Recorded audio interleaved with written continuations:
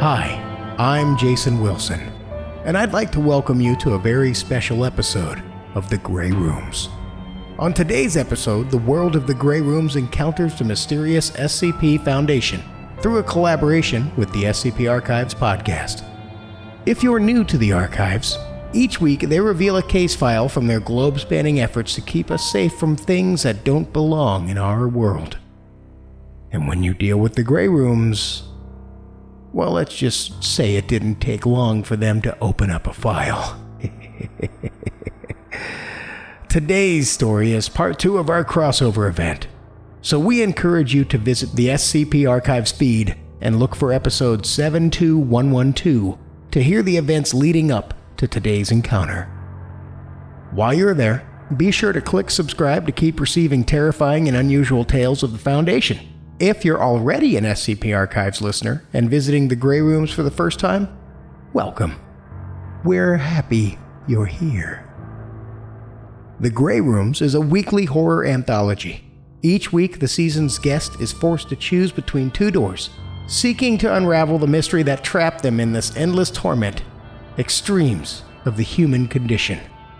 They love, live, weep, and die, over and over and over again.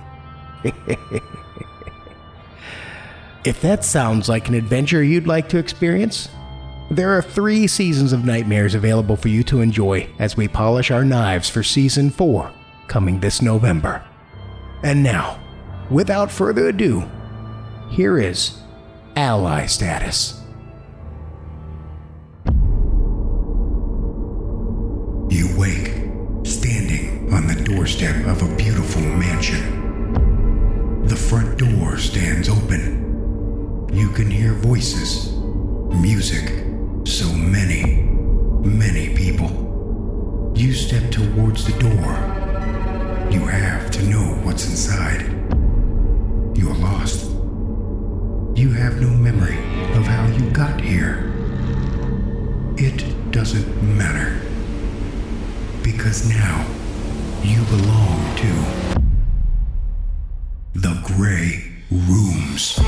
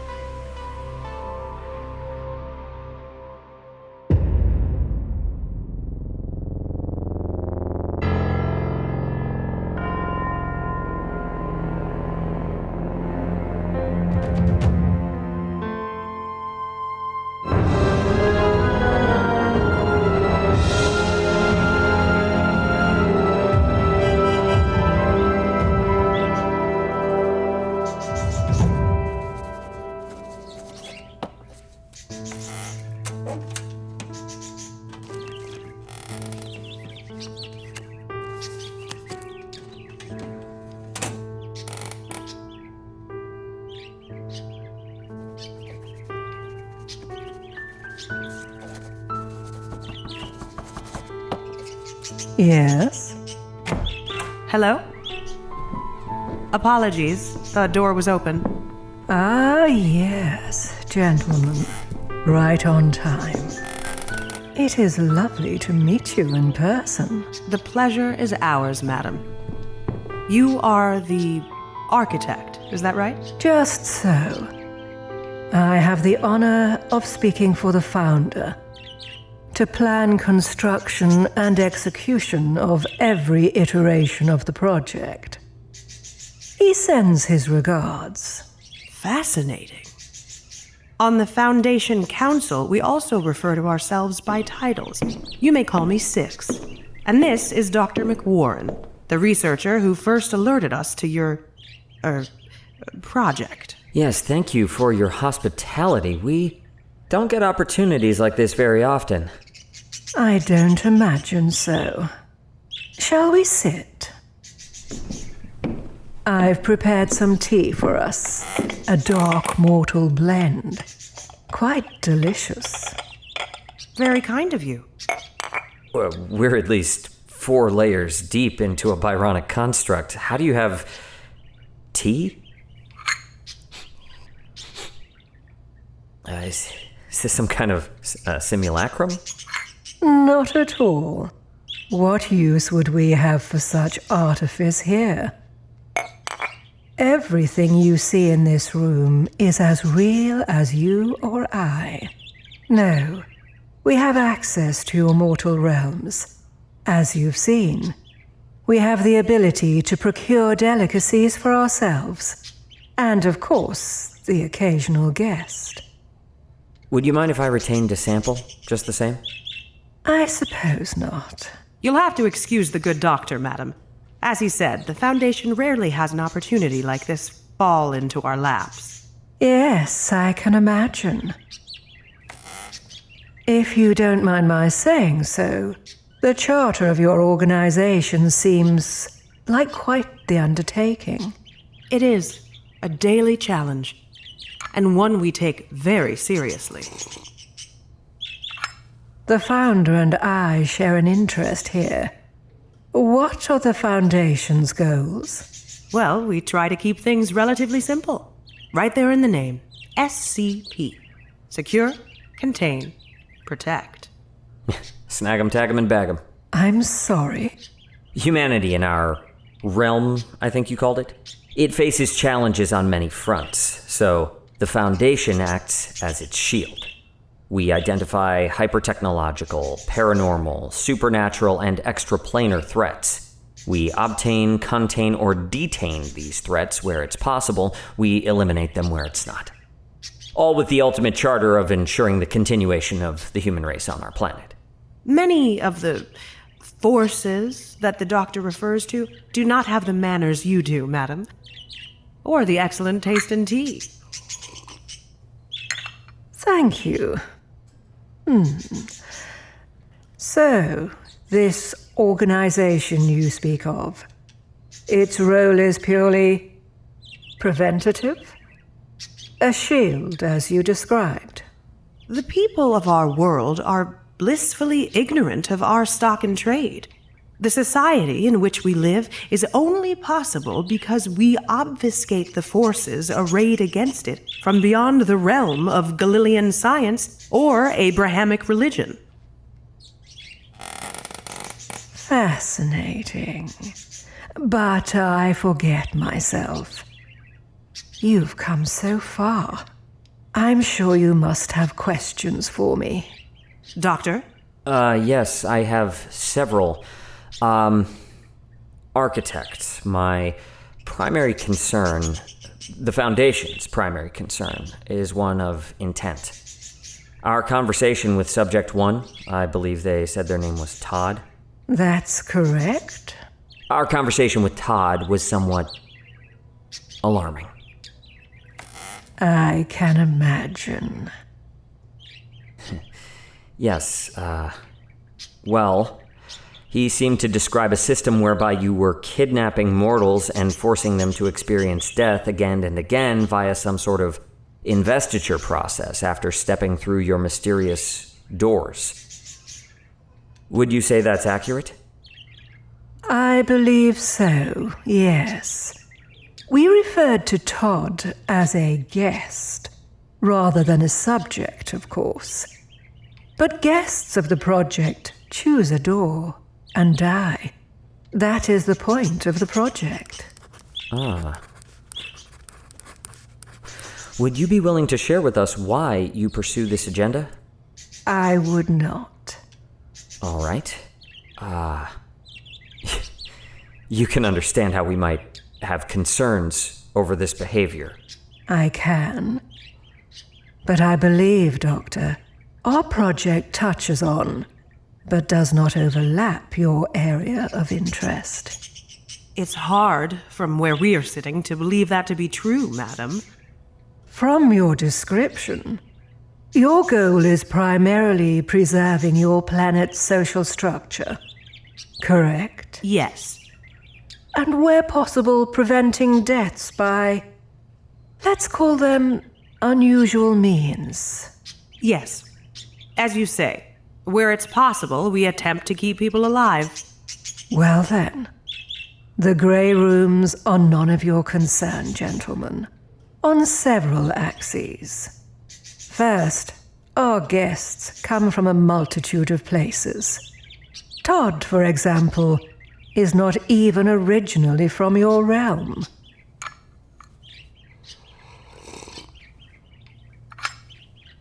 Second, our guests are quite dead by the time they reach us. I'm not sure I understand. Todd died in his home realm in a massive explosion before he came to be a part of the project. We had nothing to do with his death. In fact, it's actually one of the criteria by which we choose people to enter the rooms. Certainly we've seen evidence of various types of, post-living states, but you're implying some kind of afterlife? I am. So, okay. So, your guests are all dead? Yes. The individuals that the guests enter, though, they are alive. When the guests step through the door, they are alive. More tea? Yes, thank you. I feel as though you're already answering my next question, which is that it sounds as though the invested hosts always die. Is that correct? The person that the guest becomes always dies. That's correct. Though we don't tell them that, of course. We shouldn't worry about that either. The deaths of the hosts, as you call them, are also not by our hand. So, you're saying you capture sentience formata and rewire them into other living beings via an investiture process. These host beings are those you've identified as soon to die in an anomalous fashion via a precognitive decision matrix of some kind. I'm sorry.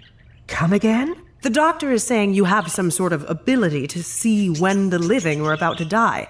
So you send these guests into the bodies of the living to make them experience the death you've identified as coming? Ah, yes. That's absolutely correct. Uh-huh. And I don't suppose you'd be willing to share how you know these anomalous deaths are incipient? I would not. No. Ah. Interesting. If you're being truthful, and you've given us no reason to believe you are not, madam, I believe the 05 Council will agree with your point of view. Once a person has died, well, we can no longer protect them. And if you can identify those that are about to die before they do so, there's little we can do about that as well. Well, what about the predestination paradox? Or Dr. Bright's theories regarding extension and schisms within invested personalities? I share your concerns, McWarren, but the architect has been very generous with her time. Madam, would you have any concerns with the doctor continuing his research into your project? As you've seen, it is fascinating to us. No concerns whatsoever. With two stipulations. Dr. McWarren, under no circumstances are you to attempt to identify or interfere with our guests if they enter your realm. Is that clear? Yes, ma'am. Good. Also, we'd ask that you not attempt to gain entry into our realm here without permission. As you've seen, we're happy to have a conversation. You need merely ask. I will send along with you means by which we can be reached again in case of an incident like the one involving Todd. All right. But what about... Doctor, the architect and I have another matter to discuss. One that is O5 clearance only. You have a number of instruments in the reception area, correct? Yes. I was hoping to make use of them before we go, if that's all right. Madam, I would propose the doctor make use of his instrumentation. That will allow us to conclude our conversation. I cannot see the harm. Just don't go wandering off, dear doctor. I cannot promise your safety if you leave my offices. Of course. It's been a pleasure, ma'am. Never met a real demon before, and it's been quite the novel experience. Charmed. Oh, I couldn't help noticing, though, on the cage. Am I reading that sign right? Is that Cain? As in Abel's brother? Ah, yes. You noticed. He was a gift from my sister many years ago. Isn't he lovely? Oh. Yes. Thanks again, ma'am.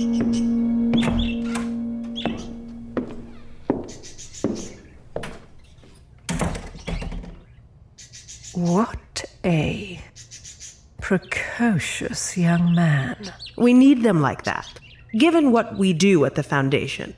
I'm sure you have more enthusiastic attendants to assist you in a similar fashion? Quite. The Council had an opportunity to review our proposal. We did. An extremely intriguing proposition, madam. It's rare indeed that we encounter an SCP phenomenon that suggests we go into business together. And I can't recall a mortal organization being worth of this kind of consideration. There is a first time for everything, I suppose. Words we live by. I come bearing news, both good and bad. For the moment, the Council would like to decline the opportunity to invest in the project. It was a fascinating proposal, but at the moment, many of the resources you've requested are not fungible.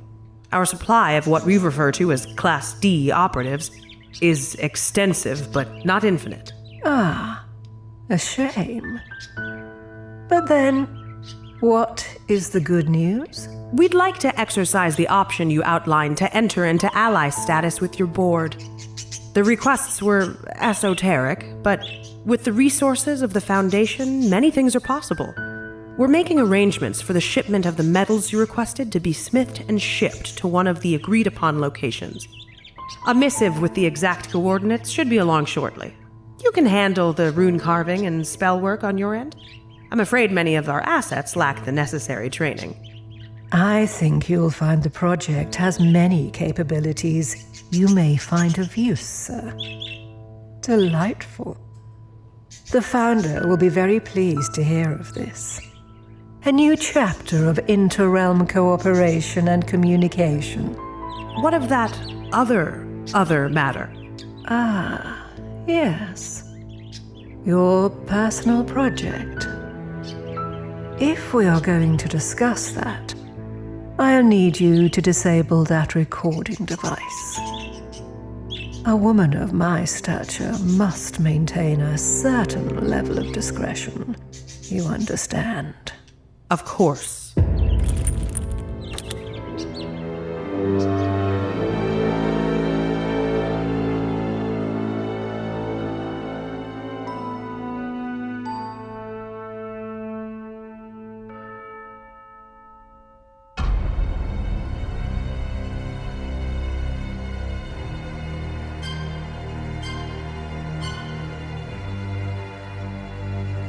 Ally Status. Written by Michael Zenke. Featuring performances by Margaret Ashley as the Architect, Lily Cooper as Six, and Mark Whitten as Mac Warren. Musical composition by J.M. Scherf. Episode artwork, web development, and creative direction by Cassie Pertite. Social media and Patreon management by Brooks Bigley. Videography by Hale Scherf. Audio engineering and sound design was by me, Jason Wilson. We hope you've enjoyed this special crossover event just as much as we loved working with the SCP Archives. So, if you haven't already, look up SCP Archives in your favorite podcatcher and subscribe today. And if you like what you heard today, The Grey Rooms is also streaming for free on Spotify. Just get the Spotify app or open the browser and search The Grey Rooms. You can find out more about the show by joining us on social media. You can find us on Instagram, YouTube, Reddit, Twitter, and Facebook. And we also took your advice and extended an olive branch to all of the tortured souls who have passed through the rooms. Our emotional support group is always looking to help you with all of your needs. Don't forget about our merch store. It's full of epic designs and logos for you to sport, showing the world you are a survivor of these very rooms.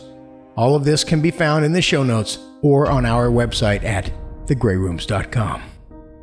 And definitely need to highlight our Discord channel.